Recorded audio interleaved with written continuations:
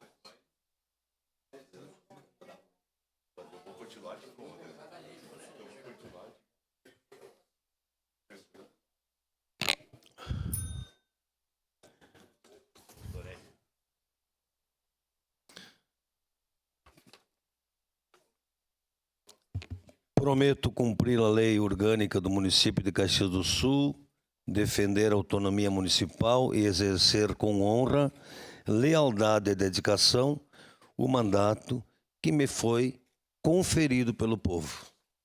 Declaro empossado o vereador senhor José Pascoal D'Ambrosa. Bem-vindo.